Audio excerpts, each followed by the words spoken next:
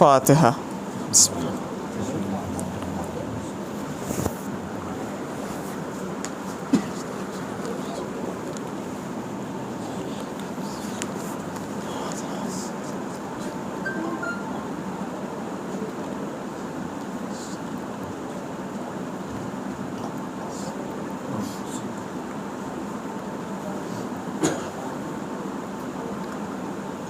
اعوذ باللہ من الشیطان الرجیم.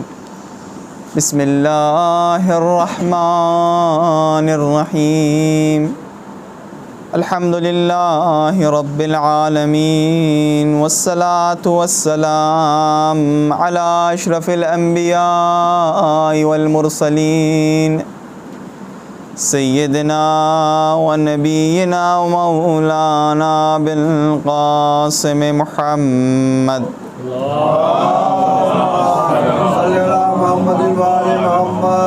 آلہ الطیبین الطاہرین المعصومین المنتجبین المنتخبین.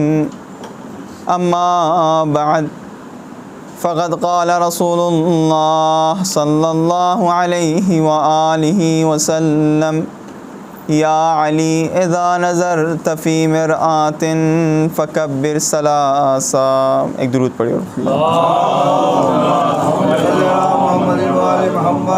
ایک مرتبہ سورہ حمد اور 3 مرتبہ سورہ اخلاص کی تلاوت فرما کر تمام مسلمین و مسلمان مؤمنین اور مؤمنات خصوصاً ان لوگوں کے لیے جو کورونا سے ان ایام میں جا چکے ہیں. بسم اللہ.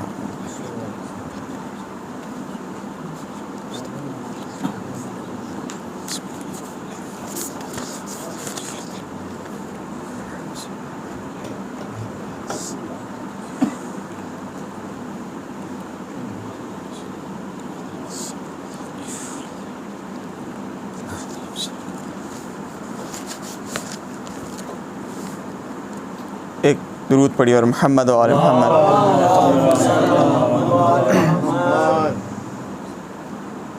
علی علیہ السلام کے شہادت کے ایام چل رہے ہیں اور اس سال پچھلے سال کی طرح پھر سے سلب توفیق ہوئی ہم سب سے کہ ہم شبیہ تابوت برآمد نہ کر سکے. پہلی بات تو چونکہ ہمارے اوپر فرض بنتا ہے 2-3 باتیں کورونا کے سلسلے سے آپ کے سامنے پیش کریں، تو اسی فرض کو نبھاتے ہوئے اسلامک میڈیکل اور میڈیسن کے اعتبار سے کچھ نسخے جو بتائے جاتے ہیں وہ آپ کے سامنے پیش کرنا ہے. کورونا جیسے کہ آپ سب کو پتہ ہے 2 کام بدن میں انجام دیتا ہے.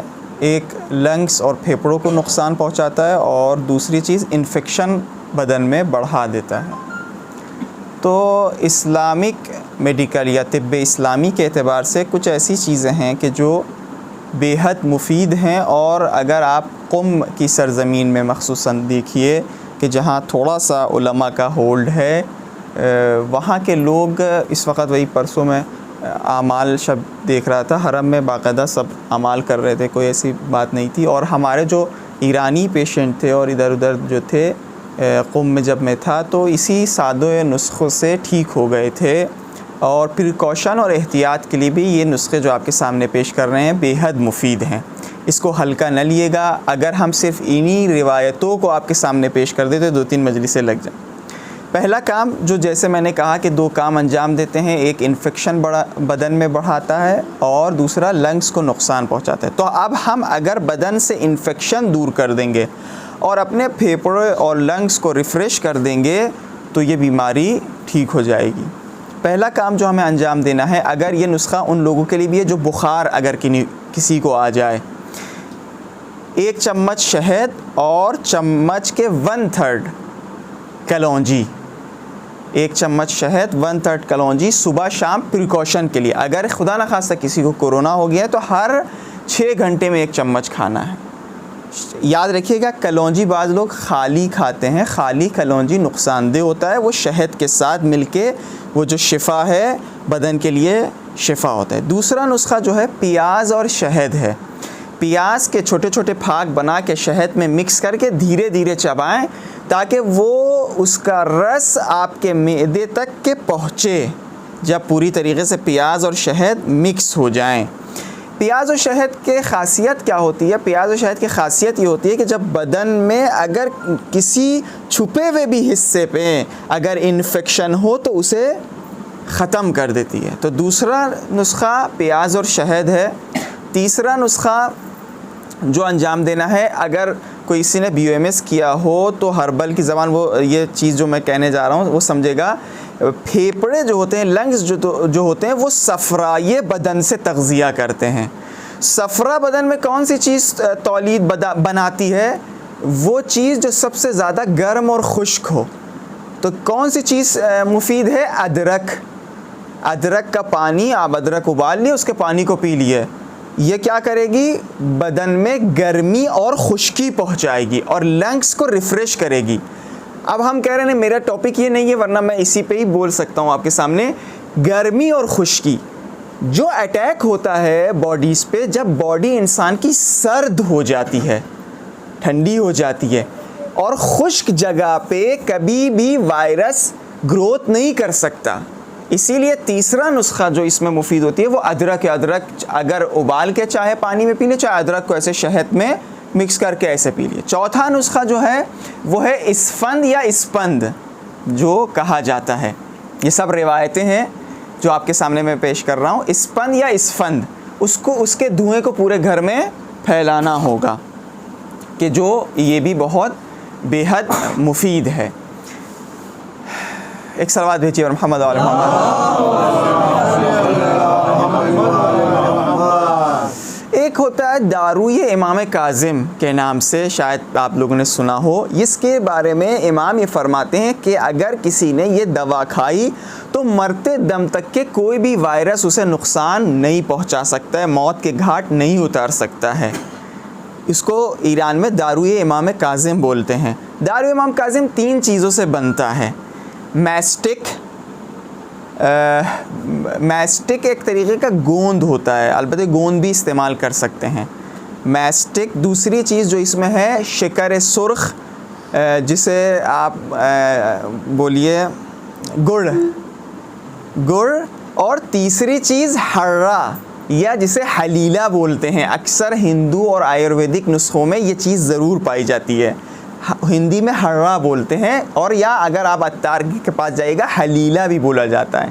ان 3 چیزوں کو بطور مساوی اگر آپ پیس کے مکس اپ کر کے کر لیے گا، رات کو سونے سے پہلے 1 چمچ آپ کو منہ میں رکھنا اور اسے چوسنا ہے، اور اس کے بعد 2 گھنٹے تک نہیں کھانا۔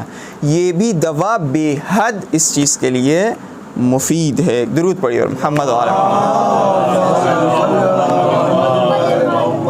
مسجد میں بھی علی ہے تو منبر پہ بھی علی، مسجد میں بھی علی ہے تو منبر پہ بھی علی، کعبہ گواہ ہے دوش پیمبر پہ بھی علی، ہجرت کی شب رسول کے بستر پہ بھی علی، جنت علی کا ملک ہے کوثر پہ بھی علی، ہر جا علی ملیں گے نہ دامن بچائیے، بچنا علی سے ہے تو جہنم جائیے۔ ایک درود پڑھیے اور محمد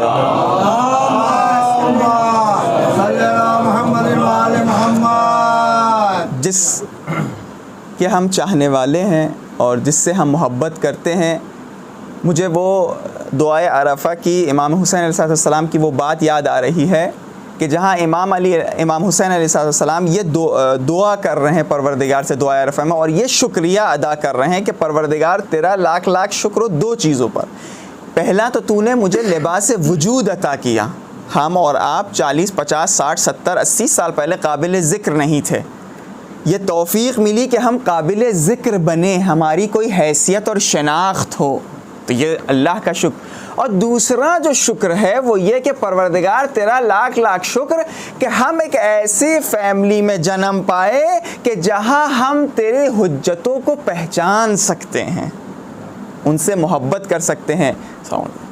آج آپ دیکھ رہے ہیں کہ دنیا پتہ نہیں کیسے کیسے چیزوں سے محبت کر رہی ہے، لیکن واقعاً لاکھ لاکھ شکر ہے علی خدا کا کہ ہم علی اور اولاد علی سے محبت کرتے ہیں اور پہچانتے ہیں.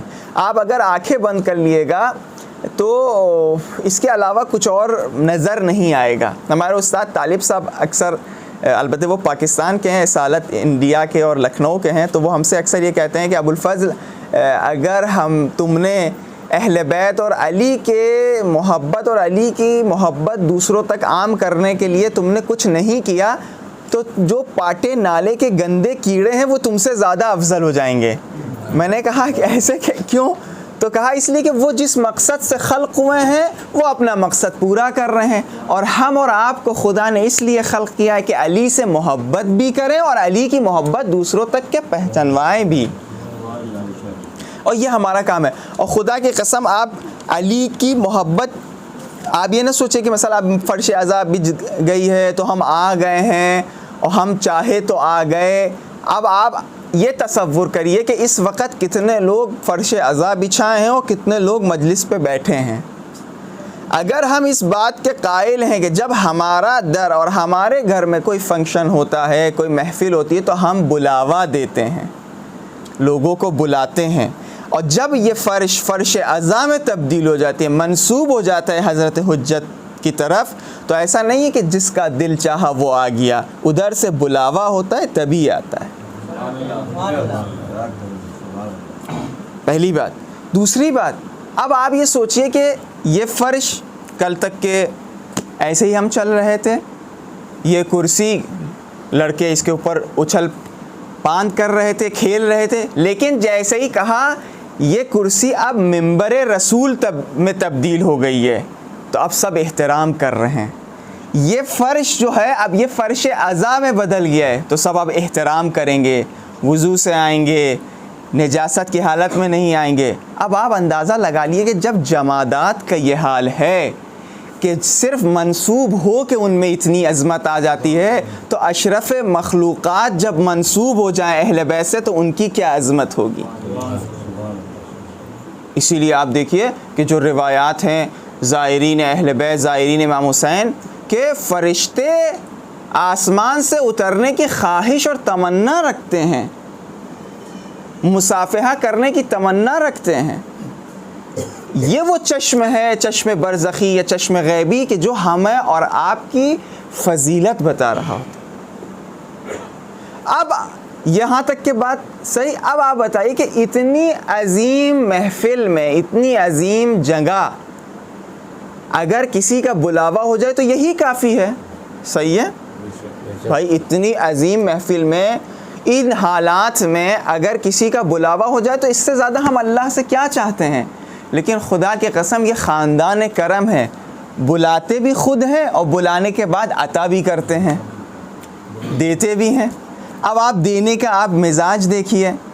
ابھی آپ تصور کر لیے موت آ جائے، روز قیامت ہو جائے، حشر کا منظر ہو جائے، کیا لائے ہو ہمارے لیے، کیا کیا ہے ہمارے لیے. یہ ابھی آپ آنکھ بند کر لیے پچھلے 2 سال پچھلی زندگی میں، آپ یہ دیکھیے کون سے لمحات آپ کے چمک رہے ہیں. تو سوائے ان لمحات اور ان وقت جو ہم نے اہل بیت کے لیے گزارا ہے، اہل بیت کے ذکر کے لیے گزارا ہے، کوئی اور چیز ہمیں نظر نہیں آئے گی. تو یہ اہل بیت کا کرم ہے کہ ان لمحات کو، جو اس وقت ہم فرش عزا میں بیٹھے ہیں اور ذکر اہل بیت و قرآن سن رہے ہیں، ان لمحات کو روز قیامت کے لیے محفوظ کر دیا کہ ہم روز قیامت کچھ دکھا سکیں. اب آپ روایت دیکھیے، یا علی، رسول خدا فرماتے ہیں، یا علی الا ابشرک، کیا تم چاہتے ہو کہ ہم تمہیں بشارت دیں؟ قال بلا یا رسول اللہ، علی علیہ السلام فرماتے ہیں جی بے شک اے رسول خدا. قال ھذا حبیبی جبرائیل، یہ میرا دوست جبرائیل ہے. یخبرنی عن اللہ عز وجل، خبر لایا ہے پروردگار متعال کی طرف سے کہ انہو، اس خدا نے، قد اعطیا، عطا کیا ہے، محبک و شیعتک، جملہ بہت دقیق ہے، محبک و شیعتک، شیعہ ہونا سخت ہے، یہ چیز یاد رکھیے گا، شیعہ بننا سخت ہے، اسی لیے اس روایت میں کیا کہا، محبک و شیعتک، تمہارے چاہنے والے اور تمہارے شیعہ، قد اعطی، اللہ نے عطا کیا ہے تمہارے محب اور تمہارے شیعوں کو 7 خصال، 7 خصلتیں، 7 چیزیں۔ اب آپ دیکھیے، الاول الرفق عند الموت،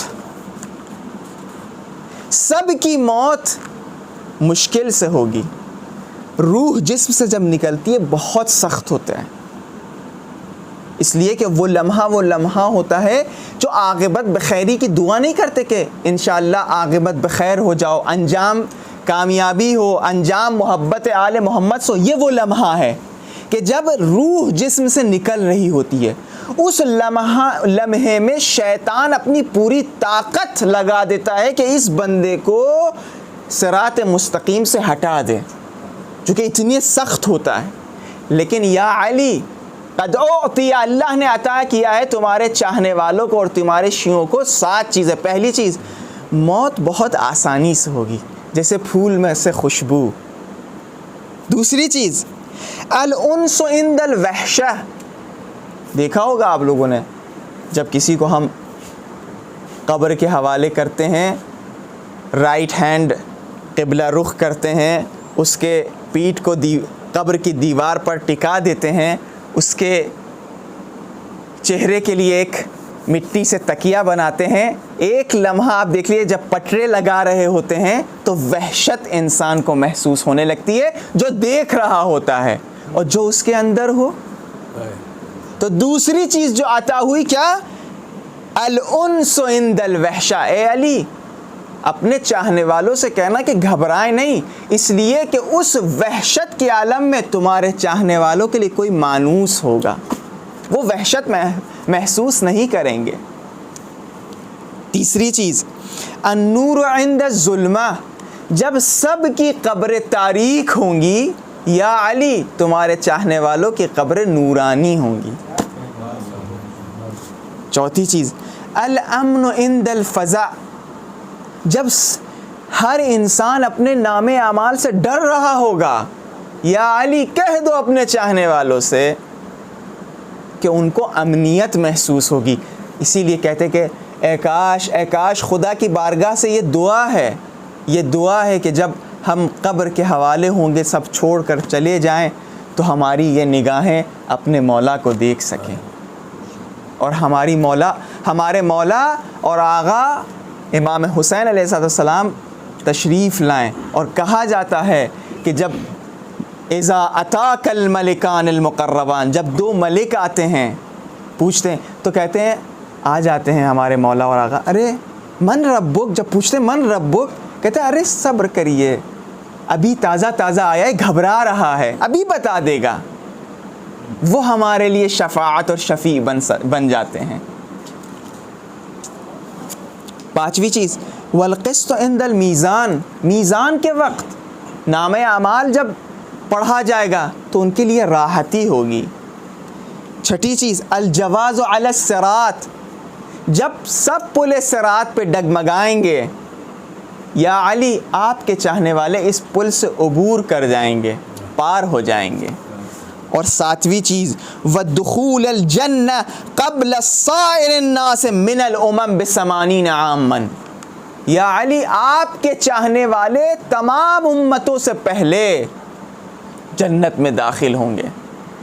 حضرت موسیٰ کی بھی امت اس زمانے میں جو حضرت موسیٰ کو مان رہے تھے وہ جنتی ہیں، حضرت عیسیٰ کی امت جنتی ہیں، حضرت نوح کے چاہنے والے وہ جنتی ہیں، لیکن یا علی آپ کے چاہنے والے سب امتوں سے پہلے جنت میں داخل ہوں گے۔ یہ کیا شرف ہے ہمارا اور آپ کا۔ روایت سنیے، یا علی انا الشفیع لشیعتک، ہم رسول خدا تمہارے چاہنے والوں کے لیے روز قیامت شفیع بنیں گے۔ اذا قمت مقام المحمود فبشرهم بذلک، بشارت دے دو اپنے چاہنے والوں کو۔ یا علی شیعتک شیعت اللہ، تمہارے شیعہ اللہ کے شیعہ ہیں۔ وانصارک انصار اللہ، تمہارے انصار اللہ کے انصار ہیں۔ وَأَوْلِيَاؤُكَ أَوْلِيَاءُ اللَّهِ وَحِزْبُكَ حِزْبُ اللَّهِ. یا علی تمہارا گروہ وہ تمہارا نہیں بلکہ وہ اللہ کا گروہ. یا علی سعد من تولاک وشقی من عاداک. ہر وہ شخص سعادت مند ہے کہ جس نے تمہاری ولایت کو قبول کیا, اور وشقی من عاداک, اور تمہارے دشمن کیا ہیں؟ وہ اللہ سے گویا انہی نے عدو کیا ہے. اب آپ یہ سوچ رہے ہوں گے یہاں تک کہ بات ختم ہو جائے گی, خوب علی کے چاہنے والے اللہ کے چاہنے والے, علی سے محبت کرنے والے جنتی, علی سے دشمنی کرنے والے جہنمی. لیکن خدا کی قسم اپنے اور آپ کی فضیلت آپ سنیے, روایت کے جملے ادھر ادھر کی باتیں نہیں ہیں. یا علی شیعتک ہم الفائزون یوم القیامہ, سب کامیاب ہیں. فمن اہان واحدا منہم اہانک, اے علی کہہ دینا اپنے چاہنے والوں سے, فمن اہان واحدا منہم اہانک, اگر کسی نے تمہارے چاہنے والوں کی توہین کی, علی علیہ السلام کی نہیں, تمہارے چاہنے والوں کی توہین کی, اہانک گویا تم علی کی توہین کی. ومن اہانک فقد اہاننی, اور جس نے تم علی کی توہین کی اس نے گویا ہم رسول خدا کی توہین کی.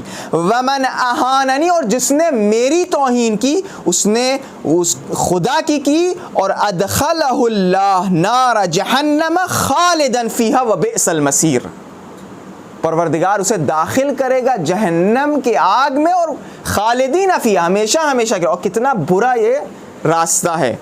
یا علی انت منی وانا منک, روحک من روحی وطینتک من طینتی وشیعتک خلق من فضل طینتنا فمن احبهم فقد احبنا ومن ابغضهم فقد ابغضنا ومن عاداهم فقد عادانا. اے علی جس نے تمہارے چاہنے والوں سے محبت کی گویا اس نے ہم علی اور ہم رسول خدا سے محبت کی. علی اور رسول خدا کی بات نہیں ہو رہی ہے, علی کے چاہنے والوں کی بات ہو رہی ہے. جس نے ان لوگوں سے محبت کی اس نے گویا ہم علی یعنی تم علی اور ہم رسول خدا سے محبت کی. ومن ابغضهم فقد ابغضنا, اور جس نے یا علی تمہارے چاہنے والوں سے بغض کیا تو اس نے گویا تم علی اور ہم رسول خدا سے بغض کیا. ومن عاداهم فقد عادانا, اور جس نے ان سے دشمنی کی اس نے گویا ہم لوگوں سے دشمنی کی. یا علی ان شیعتک مغفور لهم على ما كان فيهم من ذنوب وعیوب. یا علی تمہارے شیعہ مغفور ہیں. کیوں مغفور ہیں؟ اس لیے کہ طول تاریخ میں ہمیشہ شیعوں پر ظلم ہوا ہے, ہمیشہ اس عنوان سے ظلم ہوا کہ ان کے دلوں میں علی کی محبت ہے. یہ بات شاید بعض لوگ اسے ہضم کرنے میں ان کے لیے مشکل ہو, لیکن غور کریے گا بات کو, بات پوری آپ لیے گا, ایک بات کا میرے حصہ نہ لیے گا. ایک ہے عمل, ایک ہے ولایت, یہ دونوں ساتھ میں ایک جگہ اگر جمع ہو جائیں تو وہ سلمان و اباذر نظر آئیں گے, عمل بھی ولایت بھی. لیکن اگر فرض یہ کریے کسی کے پاس ولایت ہے لیکن عمل نہیں ہے, وہ آخر میں تو جنت جائے گا, وہ آخر میں جنتی ہے. کیوں؟ اس لیے کہ اس کے دل میں ولایت علی ہے, وہ جنت جائے گا ضرور. یہ بعد میں نہ کہے کہ مولانا صاحب نے سب کو جنتی کر دیا. جس کے دل میں علی کی محبت ہے اور عمل نہیں ہے وہ آخر میں جنت جائے گا, جنت اسی کے لیے خلق ہوئی ہے. ہاں اگر عمل اس کے پاس نہیں ہے تو یہ جو مراحل ہیں جنت تک پہنچنے میں یہ سختی ہوگی. روح کے نکلنے وقت, فشار قبر کے وقت, برزخ کے مین جو وقت ہے اس میں مشکل ہے, مشکلات آئیں گی, لیکن نہایتاً وہ جنتی ہے. اسی لیے ولایت مقدم ہے عمل پر. پہلے ولایت, جب ولایت آ جائے تو عمل آ ہی جائے گا, بشرطے کہ ولایت معرفت کے ساتھ ہو.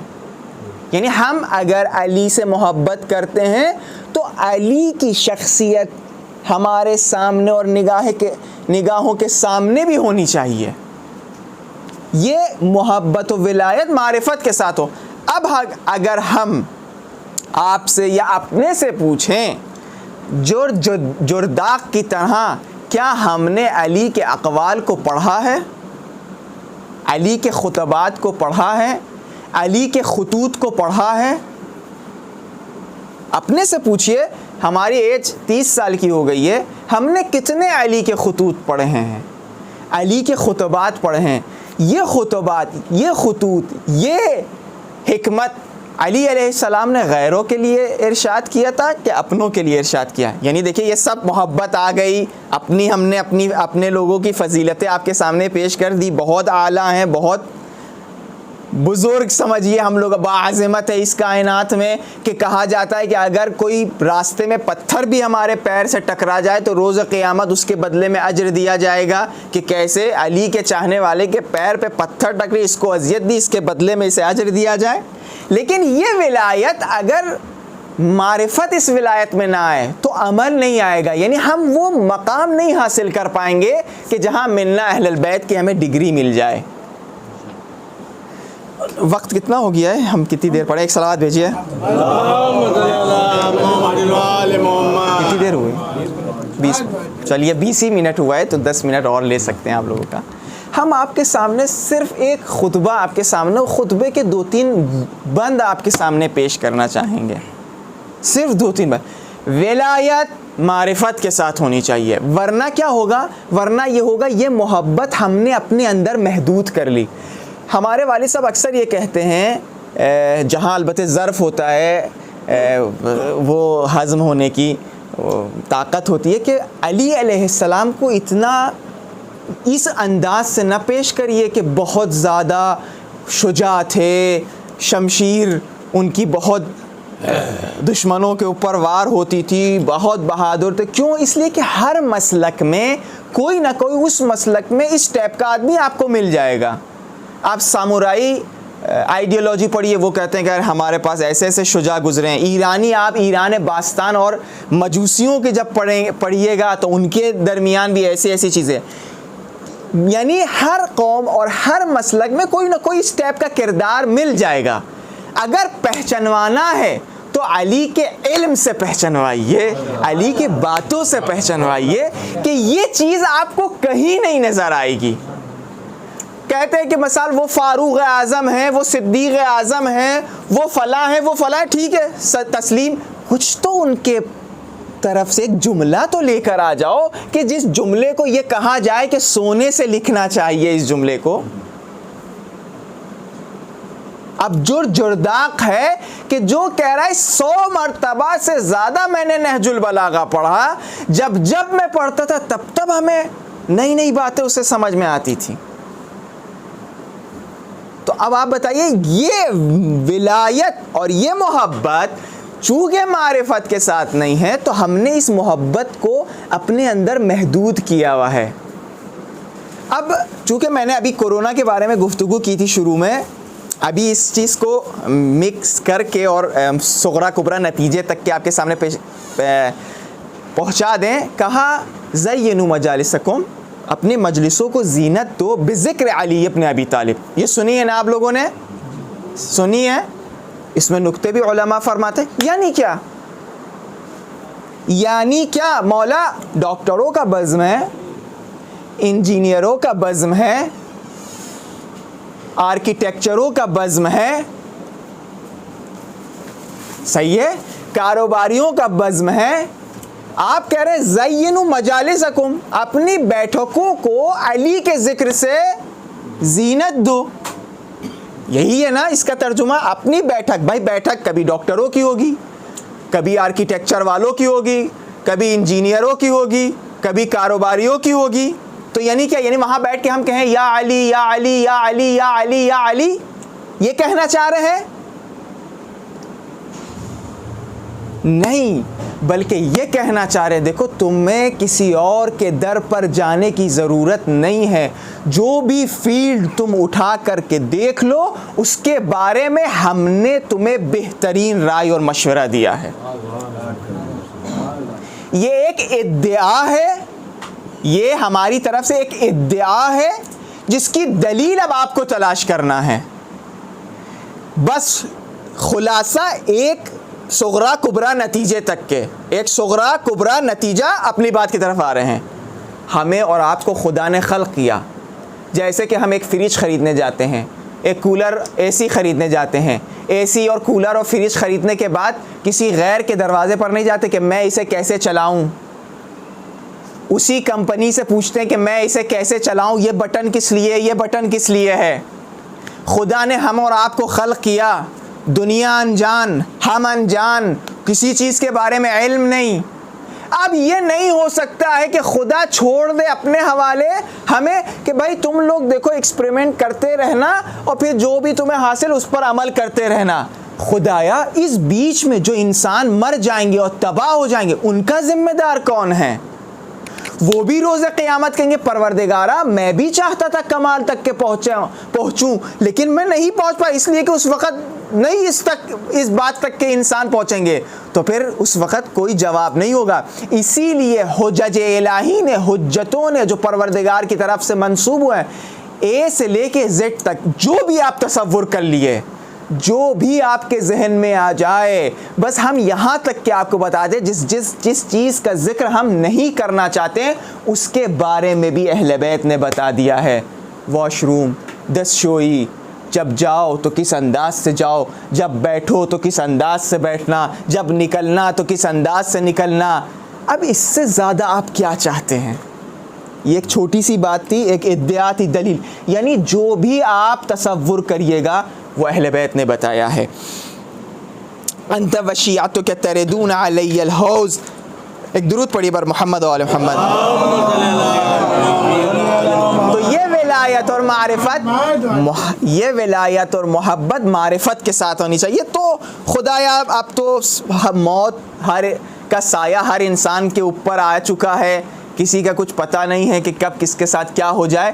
تو وہ معرفت حاصل کرنے کے لیے کچھ خطبات، کچھ حکمتیں، کچھ خطوط نہج البلاغہ کے اٹھا کر کے پڑھیں. صرف 2-3 بند، اس لیے کہ خشک مجلس ہے، آپ لوگ تھکے نہ، لیکن 2-3 بند آپ کے سامنے پیش کرنا ضروری ہے. ایک درود پڑھیے پھر زبر محمد اور ایک شخص آیا، یہ جو میں آپ کے سامنے پیش کرنا جا رہا ہوں خطبہ نمبر 91 خطبہ اشباح. ایک شخص نے آ کے کہا خدا کو ایسے میرے سامنے پیش کرو کہ میں خدا کو دیکھ سکوں. تو امیر المومنین غضبناک ہوئے، امیر المومنین نے سب کو جمع کیا، تو امیر المومنین نے خطبہ دیا. اب خطبے کا پہلا بند دیکھیے آپ. الحمدللہ الذی لا یفرہ المنع والجمود ولا یکدیہ الاعطاء والجود اس کل معط منتقص سوا وکل مانع مذموم ما خلا. فلسفی اور منطقی بات کو اتنے پیارے انداز سے محبت دلا کر بتائی ہے. حمد ہو اور سپاس ہو اس پروردگار کی. اب دیکھیے ابھی ہم بہت ساری باتیں یہاں نہیں بتا سکتے چونکہ ٹائم نہیں ہے اپنی بات کی طرف. حمد ہو، کیوں حمد کہا، کیوں شکر کا لفظ استعمال نہیں کیا، کیوں مدح کا لفظ استعمال نہیں کیا؟ عربی میں 3 ہے. کیوں خدا فخر کر رہا ہے میں نے قرآن کو عربی میں نازل کیا؟ عربی ہر لفظ اور ہر حرف دقیق ہوتا ہے. مدح نہیں کہا کہ مدح تو ہم مدح کرتے ہیں، شکر تو ہم شکر نہیں کہا. الحمد، الحمدللہ الذی لا یفرہ المنع والجمود. حمد ہو اس پروردگار کی کہ اگر کسی کو نہیں دیتا تو اس کے خزانے میں کثرت کا سبب نہیں بنتا. ولا یکدیہ الاعطاء والجمود، اور اگر کسی کو عطا کرتا ہے تو اس کو ملال اور خستگی نہیں ہوتی.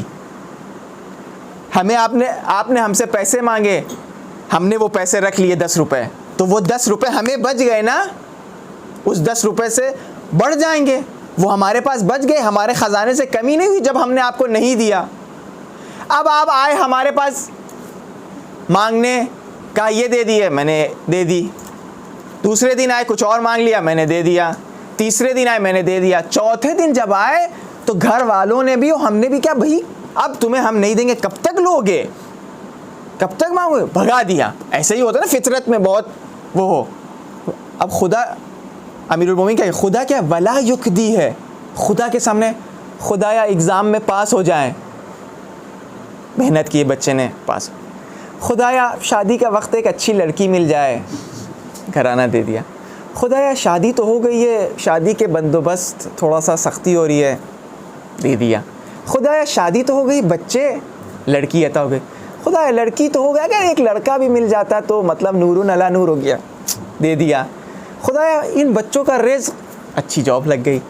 خدایا جاب بھی لگ گئی ہے, بچے اب بڑے ہو گئے, اب بچوں کے رشتے کا مطلب, خدایا ہماری لڑکی کے لیے ایک بہترین رشتہ مقدر فرما.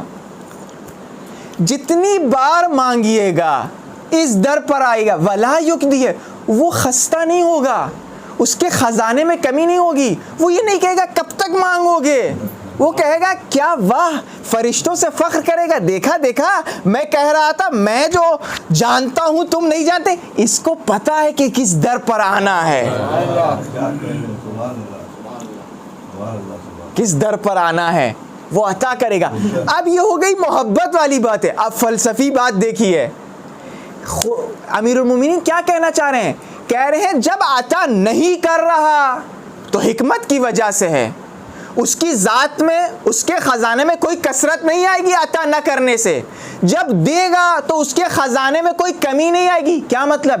یعنی وہ ذات, وہ ہستی وہ ہے کہ جہاں تبدیلی نہیں آتی, جہاں تبدیلی آ جائے وہ خدا نہیں ہو سکتا. اگلا جملہ دیکھیے, یا عبادی لو ان اولکم وآخرکم وانسکم وجنکم قاموا فی صعید واحد, اگر تمام جن و انس ایک صف میں کھڑے ہو جائیں, فسألونی فأتیت کل انسان مسألته ما نقص ذلك مما عندی شیئا الا كما ينقص المخیط اذا دخل البحر.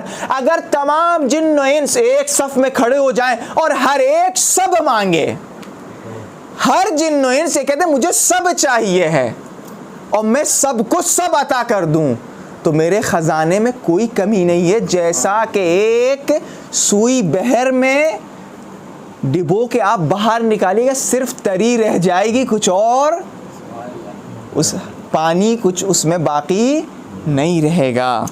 ان من عبادی من لا یصلح الا الفاقہ, میں اگر کسی کو ادا کرتا ہوں تو مصلحت سے ہے, عطا نہیں کرتا ہوں تب بھی مصلحت سے ہے. وهو المنان بفوائد النعم وأوائد المزید والقسم, عیالہ الخلائق زمن ارزاقہم وقدر اقواتہم. یہ وہ ہے, یہ وہ خدا ہے کہ جو نعمتیں, مختلف نعمتیں مستقل عطا کر رہا ہے. میں ایک ابھی چیز پڑھ رہا تھا 2-3 دن پہلے کہ ایک یورپ میں ایک بوڑھے کی طبیعت خراب ہوئی, کورونا ہوا اسے, اس کو ہاسپٹل بھرتی کیا گیا. بھرتی کرنے کے بعد جب اس کو وہاں سے فارغ کرنے کا وقت آیا تو اسے پیسوں کی رسید دے دی گئی. جب اس نے پیسوں کو دیکھا, رسید کو دیکھا, تو وہ رونے لگا. تو وہ ڈاکٹروں نے اور وہ وہاں کے لوگوں نے کہا تم آخر رو رہے کیوں ہو, پیسے زیادہ ہیں کیا؟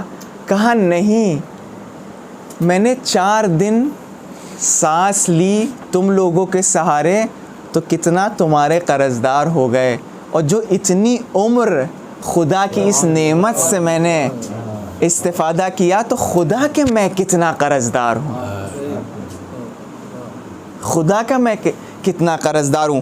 اسی لیے کہ وہو المنان, منان من سے لیا, یعنی وہ بسیار بہت بخشندہ ہے.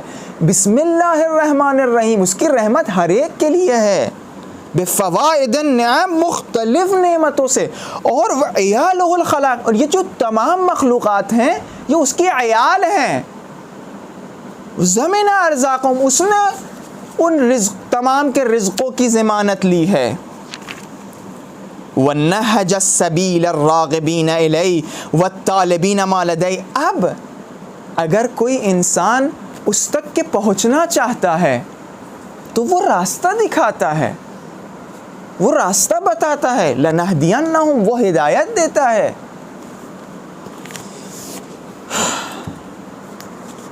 اب آپ دیکھ لیے کہ 2-3 جملے کتنے یعنی انسان کو جس مقصد کے لیے خلق ہوا ہے، یہ جملات کتنا انسان کو اس خدا سے نزدیک کر دیتے ہیں. تو محبت و ولایت ہماری معرفت کے ساتھ ہونی چاہیے ہے. ایک درود پڑھی بر محمد و آل محمد.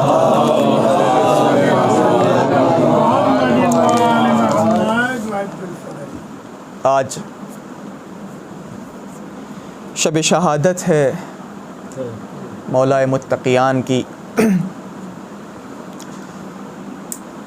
دل تو اتنا بے چین ہے، اتنا تڑپ رہا ہے اسی دن سے جس دن کو یہ پتہ چلا کہ اس سال بھی ہم اور آپ شبیہ تابوت برآمد نہیں کر سکتے. پتہ نہیں اگلے سال کون زندہ ہو، کون مر گیا ہو، اس وقت تو کسی کا کچھ نہیں پتہ.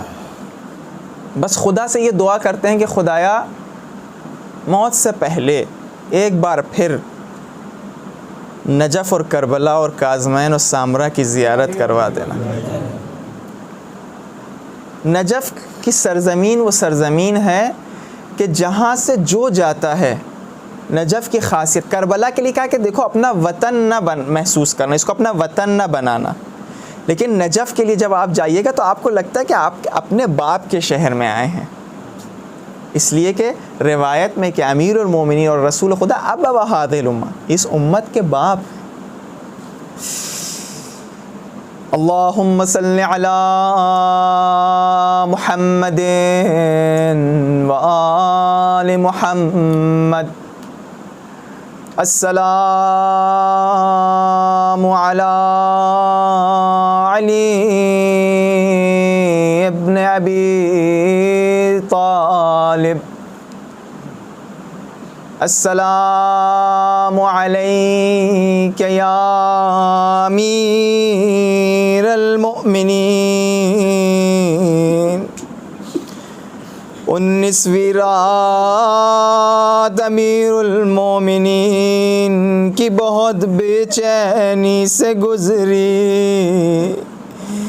یہ وہ رات تھی جب امیر المومنین اپنی نمازوں کے بعد آسمان کی طرف دیکھا کر رہے تھے. نماز صبح کا وقت آیا، امیر المومنین گھر سے نکلنا چاہتے ہیں، لیکن گھر کی مرغابیوں نے اور گھر کی بطخوں نے امیر المومنین کا راستہ روک دیا.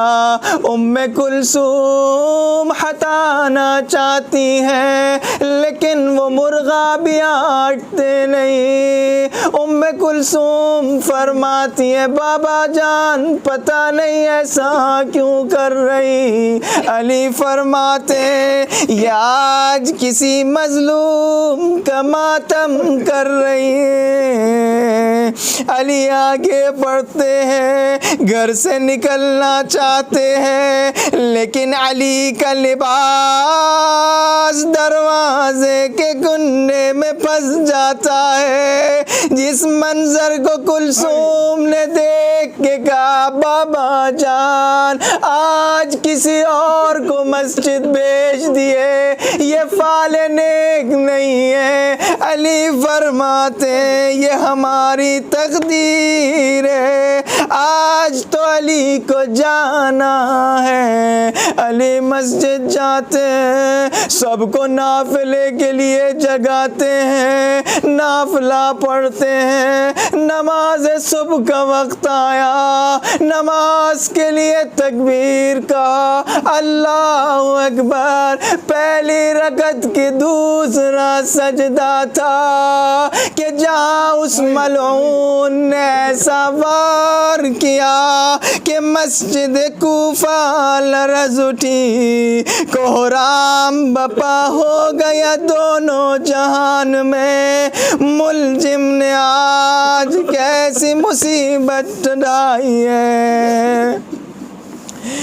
طبیب کو بلایا گیا، طبیب نے جب زخم کا معائنہ کیا تو کہا اس ملعون نے ایسا زہر لگایا کہ اگر اس زہر کو اہل کوفہ میں بانٹ دیا جائے تو سب مر جائے۔ یہ شیر خدا ہے کہ جو 2 دن تک کے تڑپے گا، شہادت تو آئے گی بس اے آغا حسن اگر دودھ پلائیے گا تو درد میں سکون ہوگا۔ یہ بات کوفے میں پھیل گئی، چھوٹے چھوٹے بچوں نے ننھے ننھے ہاتھوں سے دودھ کا انتظام کیا، علی کے در پر پہنچے۔ جیسے ہی امام حسن نے دیکھا، علی کو بتایا، علی نے کہا ارے یہ وہی یتیم بچے ہیں جن کو علی سیراب کرتا تھا، جن کو علی سیراب کرتا تھا۔ ہم ہاتھ بند کر کے مولا سے یہ کہتے اے مولا، آج آپ کو دودھ کی ضرورت پڑی تو کوفے والوں نے دودھ کا انتظام کر دیا، لیکن یہی کوفہ ہوگا جہاں آپ کی بیٹیاں ہاتھوں میں رسن بندھا ہوا کوفے کی گلیوں میں پھیلائی جائیں گی، کوئی نہ ہوگا پانی دینے والا، اگر کوئی ہوگا تو تازیانے لگائے گا۔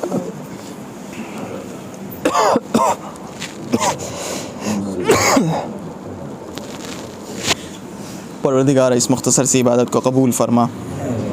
پروردگار جہاں جہاں ظلم ہو رہا ہے ظالموں کو نیست و نابود فرما، مظلوموں کی جان مال عزت آبرو کی حفاظت فرما۔ پروردگار اس بیماری کو، اس منحوس بیماری کو ختم فرما۔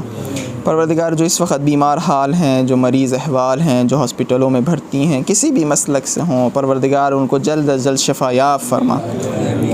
پروردگار جو لوگ اس کورونا میں اس دنیا سے رخصت ہو گئے، پروردگار ان کے درجات کو عالی فرما، ان کے درجات کو متعالی فرما، ان کی مغفرت فرما۔ پروردگار ہمیں سب کو اس لائق بنا دے ہم سب اپنے آپ کو شیعہ حیدر کرار کہہ سکیں۔ پروردگار ہمارے امام کے ظہور میں جلد از جلد تعجیل فرما، ہم کو ان کے اعوان و انصار میں شمار فرما۔ 1 مرتبہ سورہ حمد اور 3 مرتبہ سورہ اخلاص کی تلاوت فرما کہ ہم اپنے تمام مرحومین کو، خصوصاً وہ لوگ جو کورونا کے بیماری سے اس دنیا سے رخصت ہو کے، ان کو اصال فرما۔ بسم اللہ۔